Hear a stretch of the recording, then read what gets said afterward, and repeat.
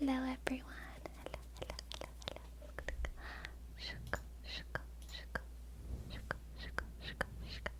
Hello. The closer Green Ninja, the Palix, Destructicon, Kun, Booty, Jose, Gisli, and Libya Perome, Geodasher, Fuzz, hi, Agan, hi, Evo, BNB, Wakey. Hello, wakey, everyone. The stream has begun. Wakey. Biosocial. Hello. Thank you so much for your sub. Tier 3 sub. Thank you. Thank you, Biosocial. B-Y shik R-O-S-O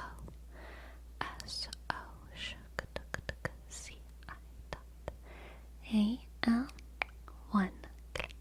And Green Ninja as well. Thank you, Green Ninja.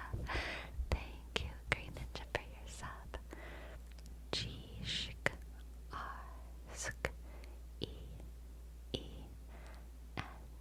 click N-I dot N-J A-sk-N.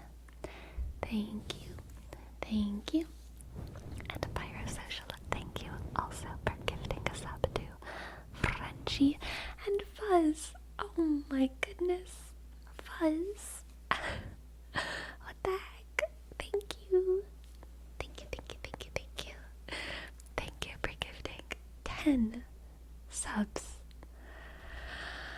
Oh, thank you, Fuzz. Thank you so much. Thank you so very much. Thank you. Okay, Biosocial. Here's your name trace. B Y R O S O C I dot A click L1. And Fuzz, thank you again for gifting 10 subs. That's amazing. Thank you so much. P H U C 2 1. Thank you. Shaka. Thank you. How are you doing, Sleepy? I'm doing actually so great right now. I feel so much energy, and thank goodness I do, because it would suck if I didn't, but I do. I feel good. We got a schedule change soon. Yes, starting on my next week, my next cycle, next Sunday, all streams will be an hour earlier. They'll start an hour earlier and end an hour earlier. So for me, that's changing it from 4 p.m. to 8 p.m. But yeah, that's what that is. And it's just because my sleep schedule, is there a reason for the schedule change? My sleep schedule, it's really just that. I actually, this week and last week, it's because I'm a gym girl now. It's solely because of the gym. I like to be at the gym very, very early in the morning because it's empty. You know, I like to be in there right as early as I can, bright and early as I can. And I've just noticed that for the past 2 weeks, I've been really cutting it close, getting like 7 hours of sleep. And also for the past 2 weeks, I've always felt like I've had to take a nap in the middle of the day. So I'm feeling like maybe I should be getting 8-ish hours of sleep instead of 7, because clearly I'm tired, and the reason that I'm only getting 7 hours is literally because I don't have time in between stream and when I want to wake up. So it's like, I should probably just end stream earlier, try to get to bed earlier, and that's that. Lathan, thank you for your $10. Hi, Sleepy. Today's my 23rd birthday. Happy birthday, Lathan. And I was wondering if I could get a tarot reading. Absolutely, you can. Thank you so much for your tip. Thank you.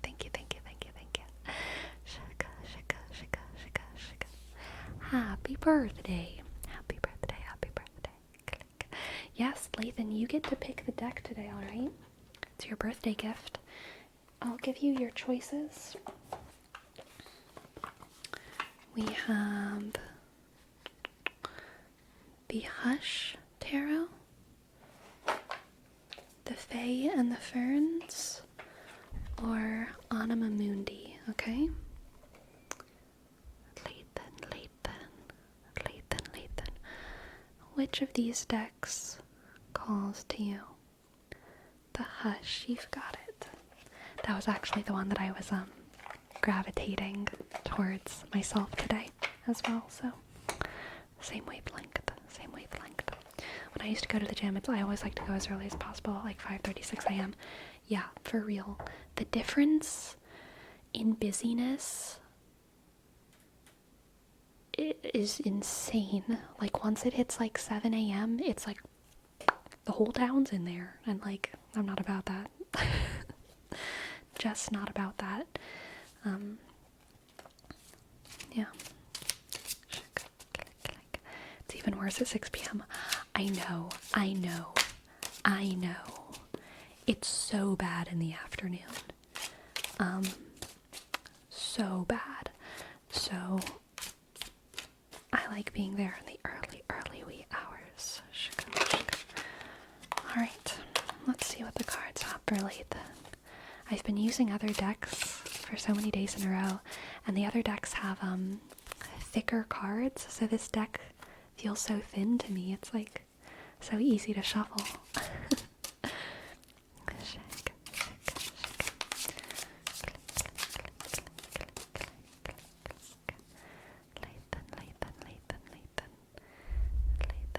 Maybe your hands are stronger now. I think my hands were the strongest whenever I was working at the bakery. The hand workout that you get working with bread, I'm not getting that at the gym. I might get that bouldering, but I don't boulder enough probably to match the craziness of the bakery is a hand gym, okay? You're doing this all day. Alright. Lathan, we have the Three of Cups, who I need to censor a little bit. The Three of Cups, and the Three of Swords. Oh, wait, there we go. must stay modest. Thank goodness my camera wasn't focused, or else I'd literally be cancelled.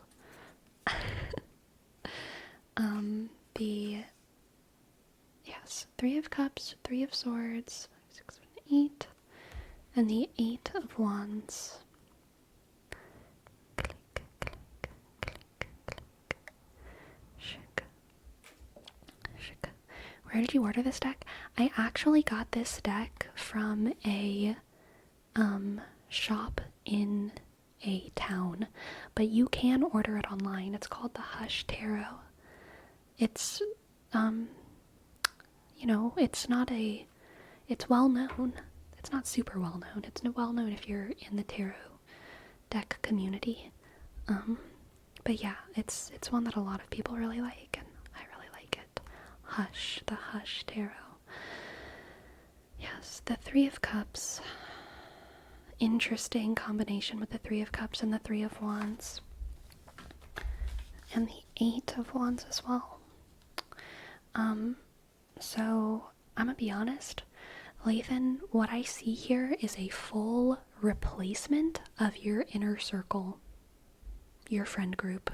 I don't know who you're associating with right now in your life, who your best friends are, but I feel like there's gonna be like a complete transformation of your friend group, and it's probably gonna be a little bit of like an unpleasant journey, like some drama. I sense some drama. Add? Okay, add. We are waiting. I'll do Fabian's name trace. Name trace for Fabian. Shk. Add. Click. A. B. Click. I. Dot. A.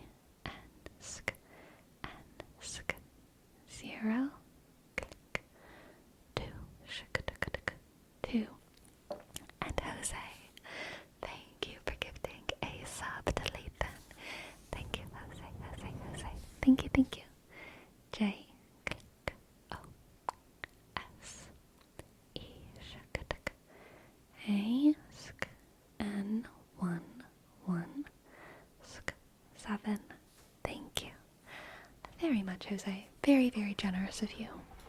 Exceedingly generous. Thank you.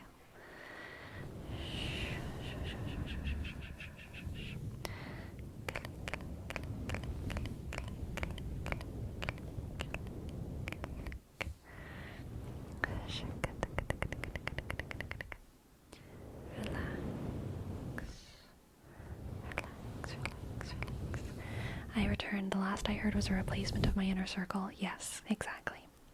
Alright, there's a replacement of your inner circle. And with the 8 of Wands and the 3 of Swords, I don't think it's going to be a completely peaceable replacement. I don't get the sense that there's going to be a lot of aggressive fighting and aggressive drama, but I feel like there might be some passive aggression and behind the scenes communication going on that kind of results in this complete transformation of your friend group, okay?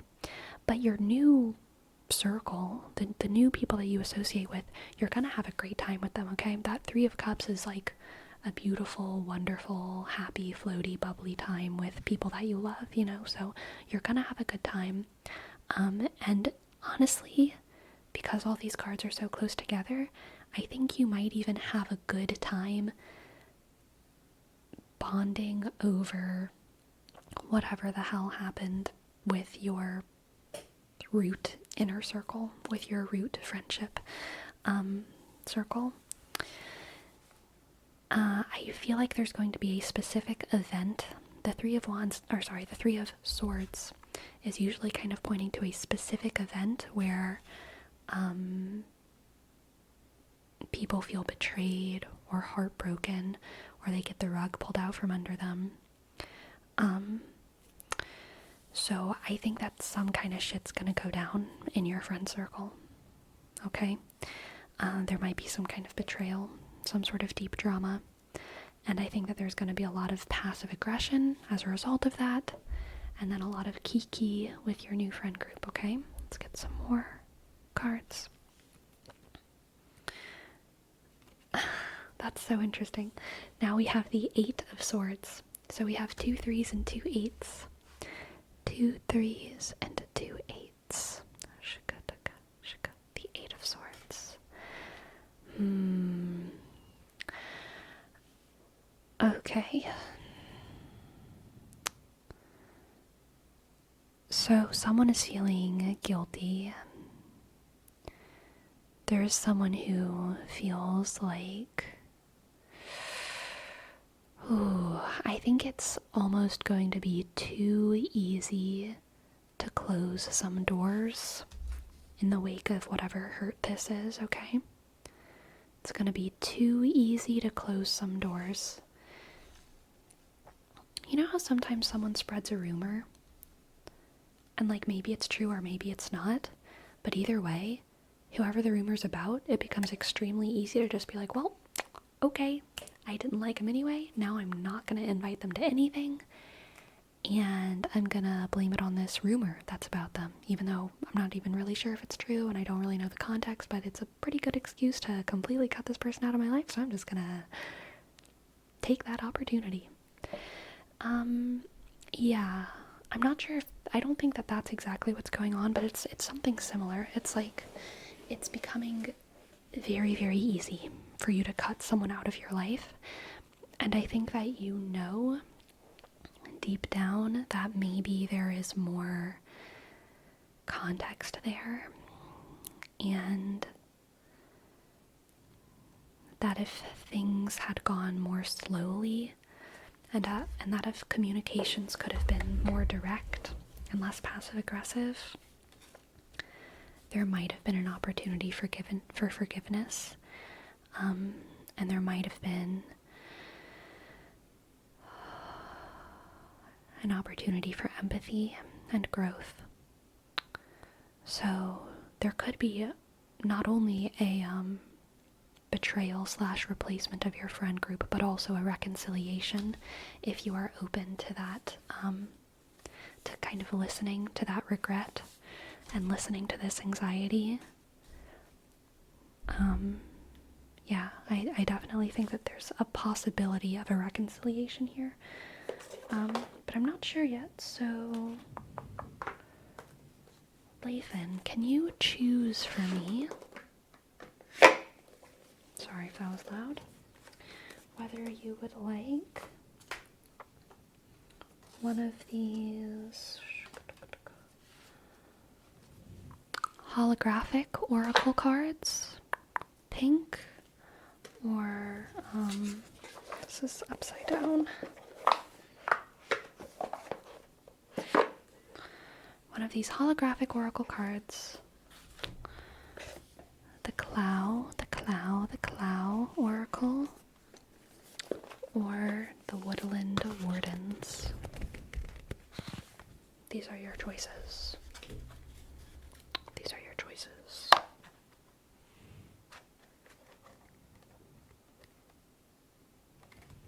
The Clow, you got it. The big boys. Let's see if we can get some clarity. Will there be a reconciliation? What's happening with Holy Lathan's friend group? 23 is dramatic. 23. All kinds of crazy feelings. What's happening in Holy Lathan's 23rd year? I think we pulled this one last stream. The maze. Okay, so you're gonna just have a complicated relationship with a friend.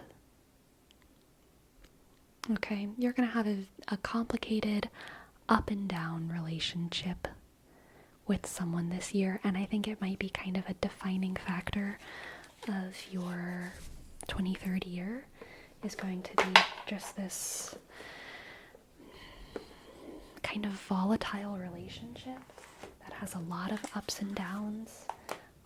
And I think that during this year, you and this person are going to learn a lot about communication, okay?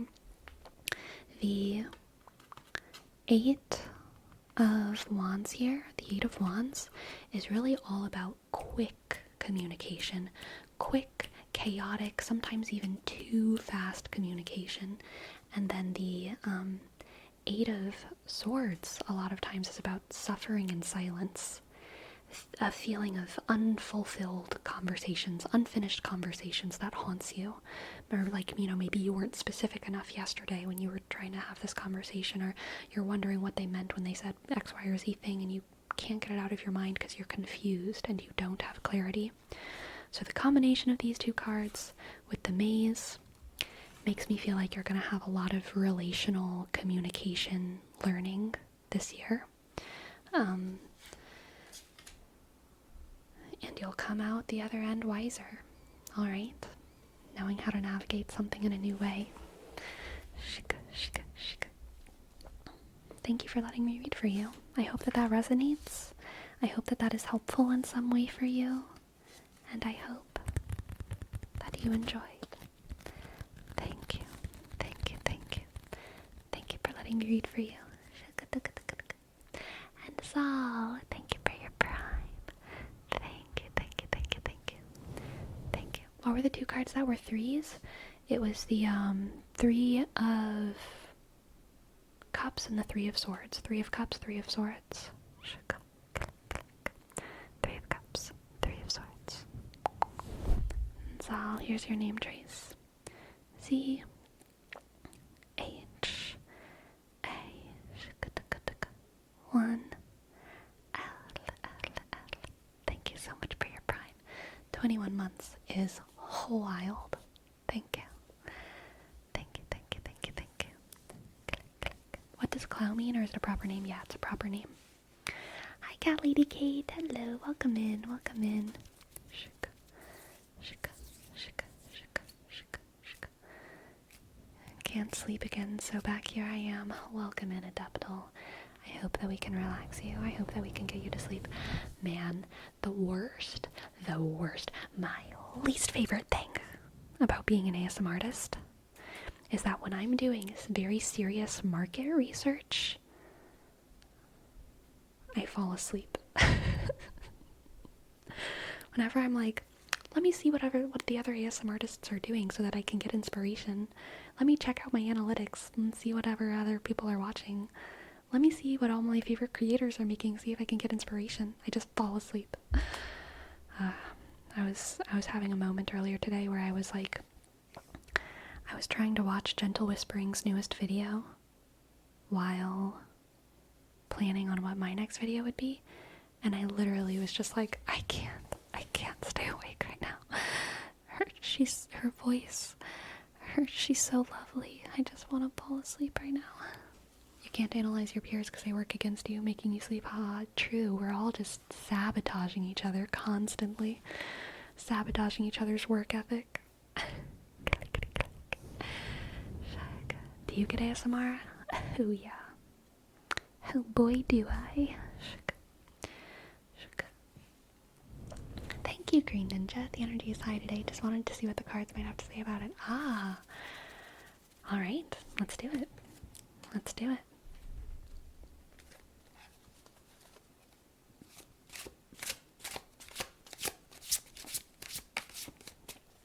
Alright. What do the cards have for Green Ninja? It's really humid today, so my hair's like curly. Like, there's like, I don't know where it is. There's like a whole ass like ringlet somewhere in my hair. Somewhere. I can't remember where though. Maybe it's on this side. Maybe it went away. But earlier today I was looking at my hair and there was like a whole like, I was like, oh my goodness. That's wild.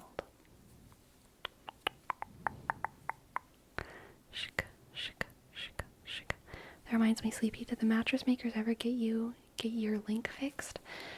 They did. I wasn't checking it every day, so I don't know when exactly it was fixed, but I was emailed today that they fixed it. I emailed them right away that it was not working. And they took their time. I just figured, not my job to worry about that. So, I'm just not gonna worry about it. Classic corporations. I mean, it's unfortunately like their loss.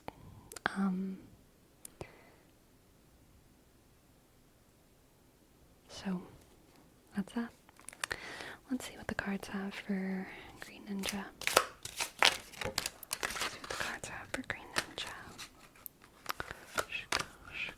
Hopefully they recognize they lost their visits because it's taking so long.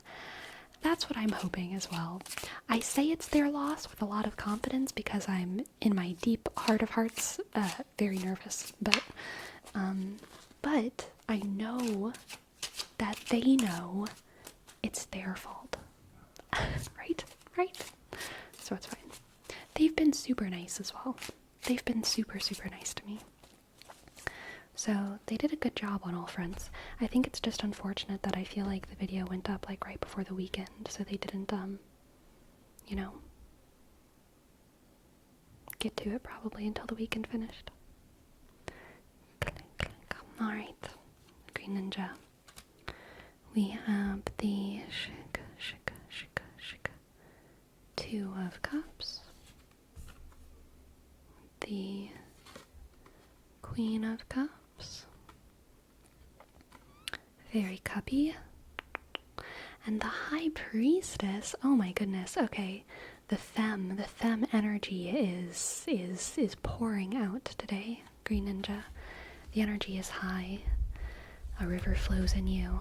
Oof. This reading, Green Ninja, is A River Flows in You. That song. You know that song? It's like super famous. It's like literally the most famous song. This reading is that song, okay? A river flows in you. Yes, listen to it. Listen to it. I recommend. The High Priestess and the Queen of Cups. Oh gosh. So, this is an incredible amount of wisdom and empathy The Two of Cups makes me think that there's two people in this reading. Green Ninja, I think it's you and someone else. I think you and someone else are like connecting on a spiritual and emotional level very soon in a way that is almost like miraculous, okay? I'm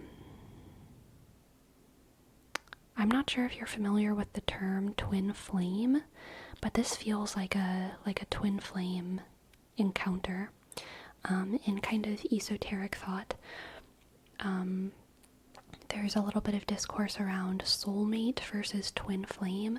A soulmate is someone who you're super complementary with, whereas a twin flame is someone who you are just like them. It's like you came from the same source, the same fire, right? That's your twin flame. You came from the same stuff. And different people will fall in different camps when it comes to like which of these, soulmate versus twin flame, is better as a romantic partner or better as a friend. People have different takes. Most people reasonably, like myself, say both/either could be both/either. And we don't need to argue about it. But I do feel like you're going to have an encounter soon, Green Ninja, with a twin flame. And I think that you are going to connect with them very deeply on an emotional and spiritual level. I'm like imagining in my head the feeling that you have when you make eye contact with someone and it's like you're part of the same river. The water flows from your river, from your eyes, from your soul into theirs, as if there's nothing in between you, you know, there's just movement in between you. No boundaries, no borders, even if you wanted there to be. The rivers will find a way to move downstream no matter what. They will cut through forests, cut through rock, and that's how the connection is between you and this person. It's unstoppable. And it might even be a little bit overwhelming and confusing, but it will be beautiful. It will be a good, beautiful feeling. A very deep connection. Let's get another card. Interesting. The Knight of Swords.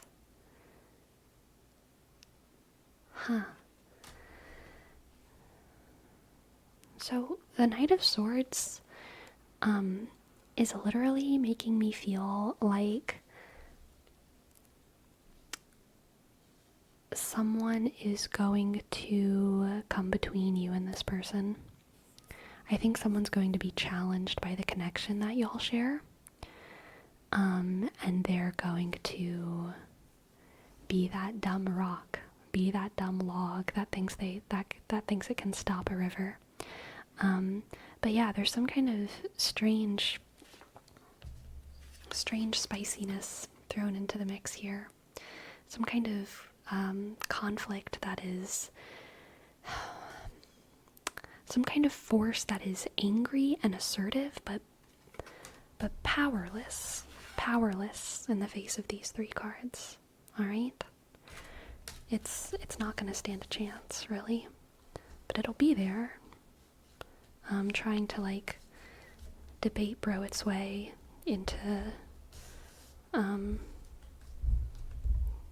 convincing one of you that you should be somewhere else, which is just like literally not gonna work. Let's get a cloud card for you. Cloud card. The Silent. Interesting. Okay. Interesting. I think there's going to be a lot of unspoken communication going on between you and this person, between you and this twin flame. We also have another feminine indication here with the Moon.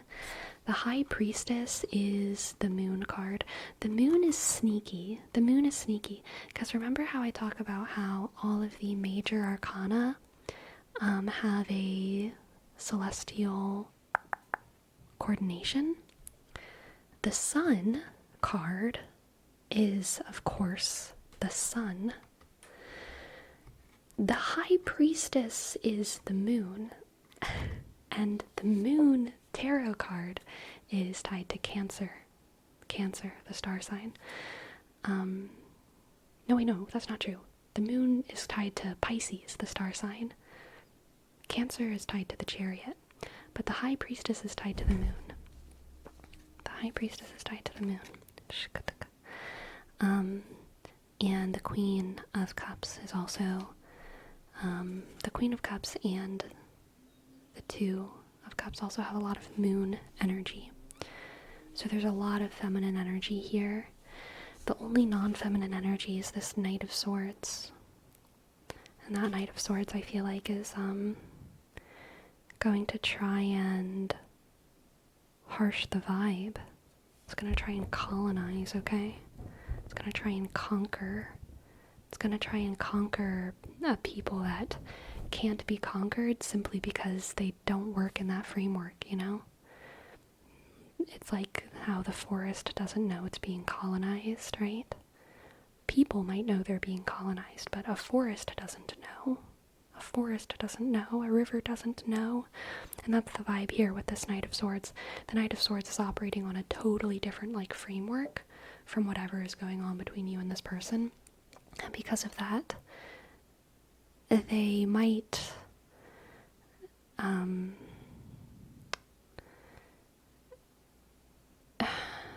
think that whatever they're doing is productive, but like it's just not. It's just not. Whatever's going on between you and this person is very spiritual, very metaphysical, cannot be touched by the whims of the outside world. It can survive even in silence, this connection. Okay. Thank you for letting me read for you. I hope that you enjoyed. I hope that that resonated in some kind of way. Thank you, thank you, thank you, thank you. Thank you. Tim M.F. Holmes, thank you for your prime. Thank you.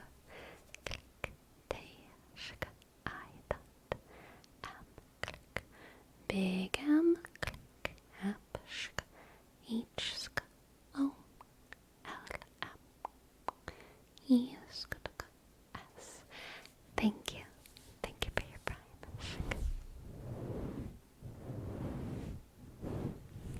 I would use person with great anticipation then.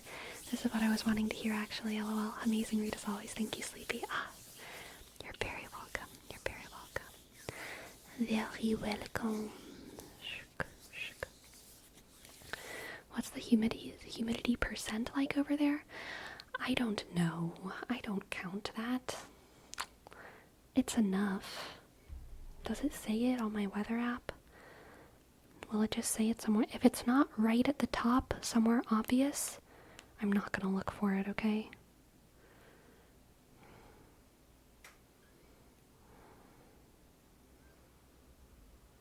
Mm, 35% humidity. Humidity. Humidity, not humility. And a score of 24 with the air quality.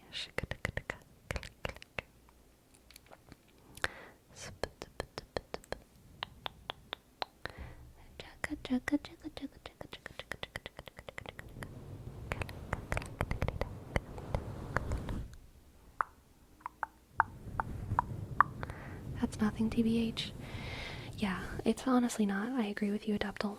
It's enough that I feel it, but it's not. That's high to you? I'm at 65. That's usually low. I feel like it's high for it being hot in Oregon, if that makes sense. Usually whenever it's cold in Oregon, it's like rainy and wet. And then when it gets hot, it's like crazy dry, you know? So yeah, it feels more humid than usual today because it's hot and also 35%. But it's not high to me. It's high for Oregon. Shook.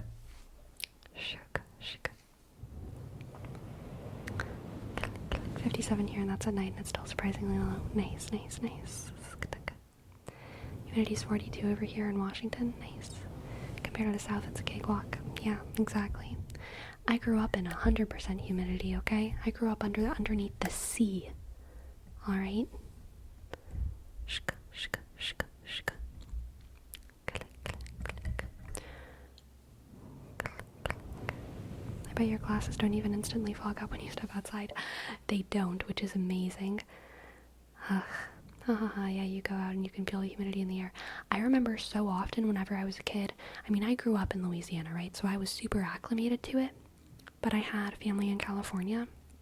So whenever I was little, I remember going to visit my family in California for like a week or two, and then coming back and getting off the plane and feeling like I needed gills. Like my little like 7-year-old body was like, oh, this is how I lived my whole life. What? Because it's like so much moisture in the air, especially in New Orleans. Like, I don't know what it is about New Orleans, because it's not the most south area. I think it has something to do with the city and the infrastructure. Like the buildings, the stagnation of the air. Like the New Orleans air feels so much heavier than even the places that are more south but are just a little bit more open, you know, like less streets, less buildings, more fields. New Orleans feels so heavy. Shaka, shaka, shaka, shaka.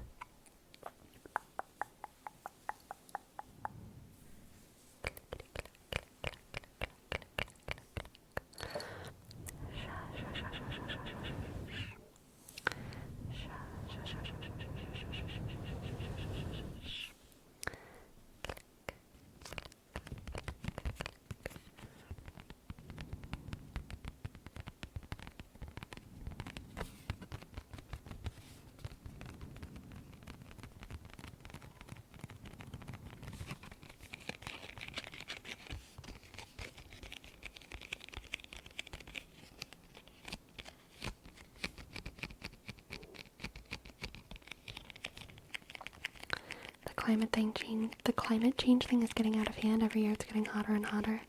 I know. It's like kind of crazy. It's kind of crazy. I saw, so there is a little bit of fear mongering here. So I'm gonna start with like the scary thing, but then I'm gonna comfort y'all afterwards, okay? I saw like one of those like thermo whatever of the Pacific Ocean in 2005, which was a pretty rough hurricane year. That was Hurricane Katrina year, and the thermo image of the Pacific Ocean had like some red splotches in it, and from those red splotches we could predict like, oh, it's going to be a bad hurricane year because there's red splotches of heat in the Pacific Ocean, which is how hurricanes form and go into the US. And then it was right next to a image of the Pacific Ocean this year, same time of year, and the entire image is red. It is red. There's some parts where it's dark red and some parts where it's lighter red, but the entire image is red with heat. Whereas in 2005 it was like white with some red shapes. So an insane amount of heat in the Pacific Ocean. And so of course what's being predicted is an extreme hurricane year. But here's the hopeful side of it, is that like a zillion % of the hurricanes that form in the Pacific Ocean don't make landfall. And it's totally possible that like 0 hurricanes make landfall. Like sometimes that happens. So like just because the ocean is really hot doesn't mean that there's going to be more hurricanes, because we might get lucky with like wind blowing in different directions. But it does mean that the oceans are getting super hot. That is undeniable. The oceans are very, very hot. But we have some little bell noises The ocean is getting very, very hot, but it doesn't necessarily mean it's going to be a bad hurricane year. I say that as like I'm pretty sure Houston, Texas is going to be like storming for the next 10 days. I know there's like flights shutting down all across the US because Houston is going to be impossible to fly through for like the next week and a half. I think Alaska Airlines just like stopped flying to Houston for the next little while. But you know, it might be fine. The storms might be fine. They might just like shut down some international travel or whatever. But like it'll be fine. It won't be a long-term issue that keeps getting longer and longer. Probably. Wait, what? I live in Houston, lol. What's this news? I've heard that it's going to be storming for like the next 10 days in Houston. Okay.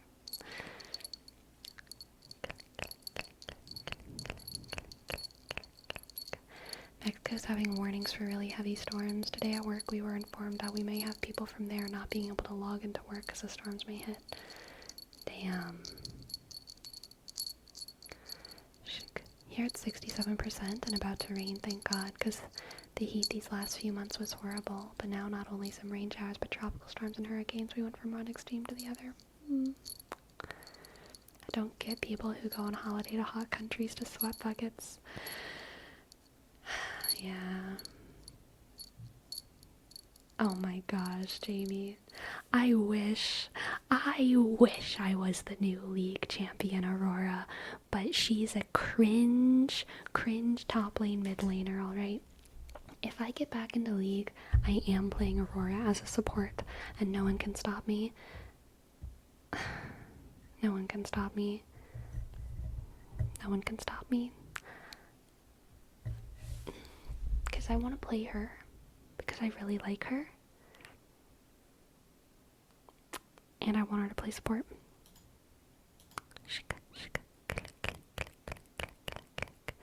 She looks like a Zaya copycat. Does she really? I haven't looked at anything that she can do. I've only looked at her splash art.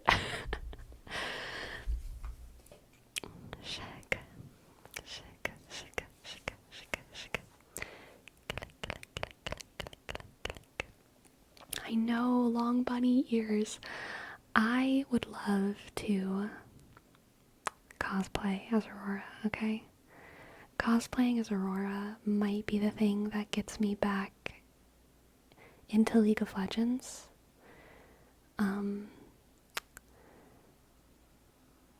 Because I just want to cosplay as Aurora. I mean, it's not like I have to try that hard. Right? I don't have to try that hard.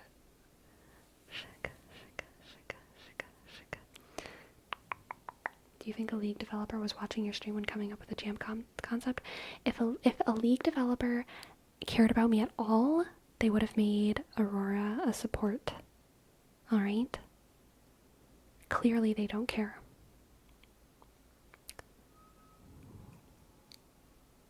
She is a support? Apparently not. Apparently she's not supposed to be.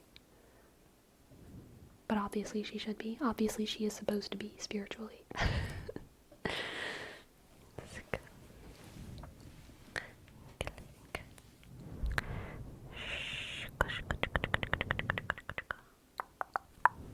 Is 2025 even ADCs or supports? Look at Senna. That's true. Honestly, League lore is so good too. I know you're into Hearthstone, but Legends of Runeterra has some amazing art lore.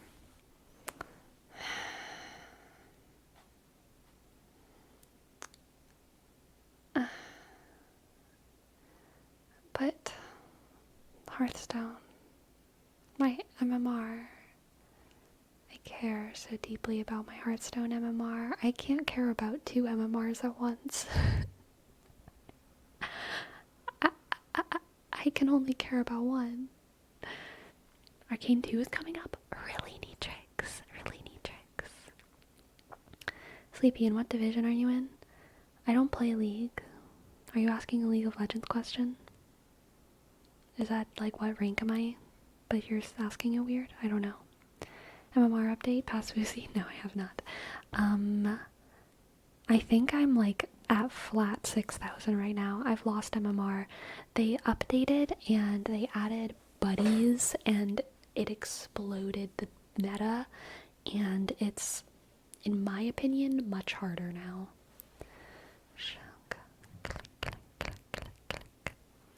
They released a trailer, really.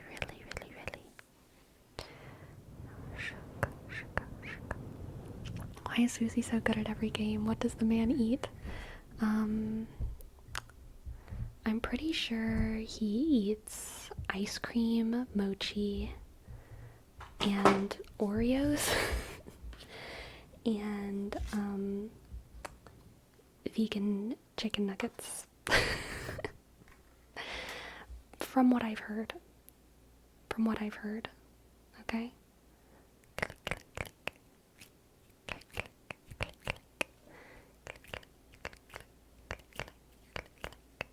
How many Sigma Dogecoin internet points do you have?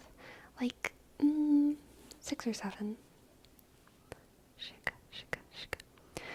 Sleepy, do you know that Riot is working on a league MMO? Oh, would you play when it comes out? It's probably not for a couple years though.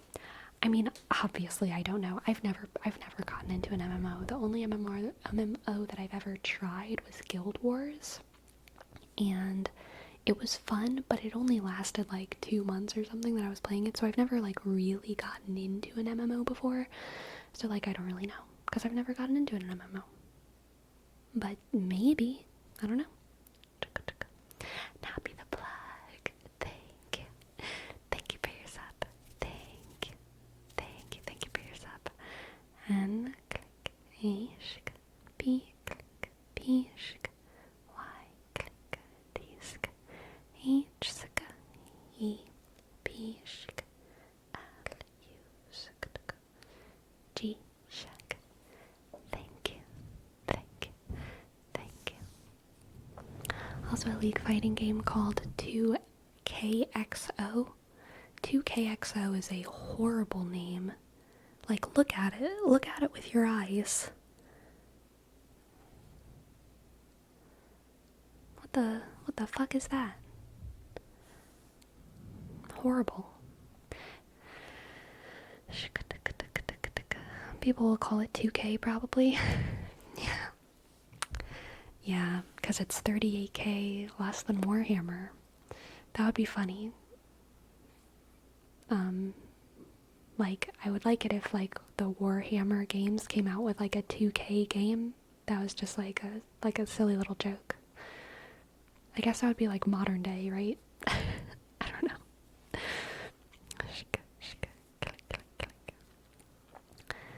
I like the name. I hate the name, too, but I'm hyped for 2XKO. Nice. Project L was such a better name. Project L is a better name.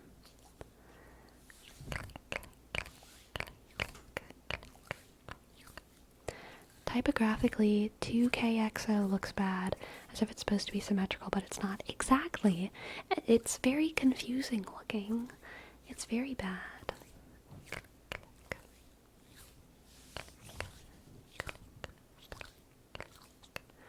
Alright, let's do a name trace for Saggy Sir.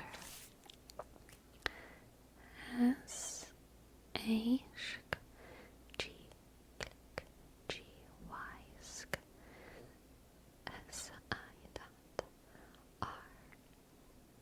Zero, one, the one and only Saggy Sir, receiving a name trace from Always Slightly Sleepy. Project L is my favorite fashion reality show. Is it actually, or are you like joshing right now? I can't tell. Cause it could be like Project Runway, right? But like Project L, I don't know. Does Tyra Banks host it?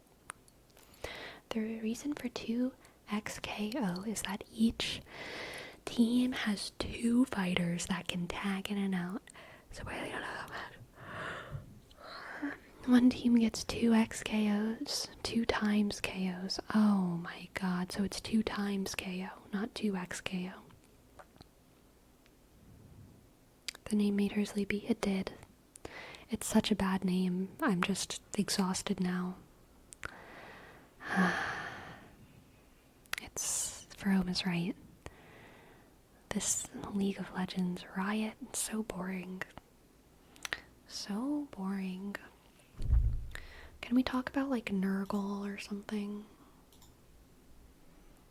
Can we talk about colonizing space? Please. Dude, so I'm learning so much about my body. Like being like a gym person now. It's crazy. I feel like my brain is exploding. I feel like I'm in college again. Like at the beginning of college. 'Cause cause I was learning so much in college. My brain was exploding. Like at the beginning of college when I was like learning how to like critically think and like analyze things in different frameworks, and like my brain, I was so stimulated.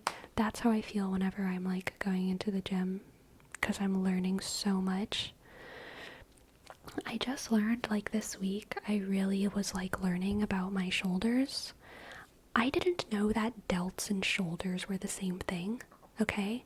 I did not know that delts and shoulders. I thought these were shoulders, but I thought that sometimes workout people called these shoulders, and it always made me confused. And then I thought delts were like something like way in the back. I was like I never really understood. But now I know that these are traps, right? And this whole thing is a shoulder, but it's 3 muscles. You have a front delt and a middle delt and a back delt. And there is no shoulder muscle, it's just delt. There's no separate shoulder. It's just delt. It's delt, delt, delt, delt 1, delt 2, delt 3. And whenever I looked at my arms before this week, and I saw little things moving around in my arms, I thought those were bones, y'all. I thought those were bones. I learned this week that those things are muscles. And my front delts are so pathetically small. They're literally this big. Whenever I do my lateral raises, I can see my front delt like flex in the mirror, and it's literally this big, like sticking out of my arm. You don't have to answer this one, but can you see the striation? Yeah, I think so. I think that's what I'm talking about. Right? And like, I can only do it if I'm like flexing. So like if I'm just raising my arm, oh, ukulele's about to fall. If I'm just raising my arm, you're not really gonna see it unless I'm like holding some kind of weight. But like, I feel like I saw my delt for the first time this week, while knowing what it was. I had seen them before, but I always was just like, those are my bones or something. But like, I actually knew what my delt was this week, and I saw it while I was doing lateral raises. And I was like, that thing is a muscle?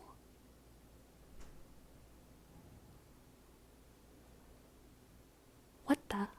Why is it so small? Where are you learning all that from? YouTube. YouTube teaching me everything. If you extended your arm like you're doing a lateral, do you see a divot at your shoulder joint? Yeah. Yeah. I don't think y'all are gonna be able to see it though. Because lighting and like, whatever, hair. I don't know.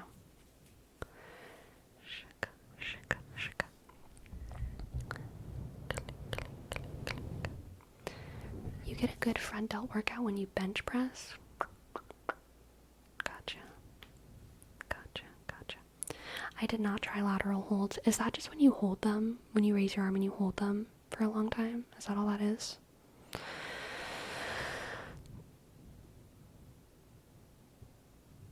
Yeah.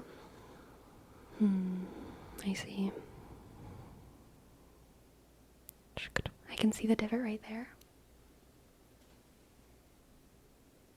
Can you?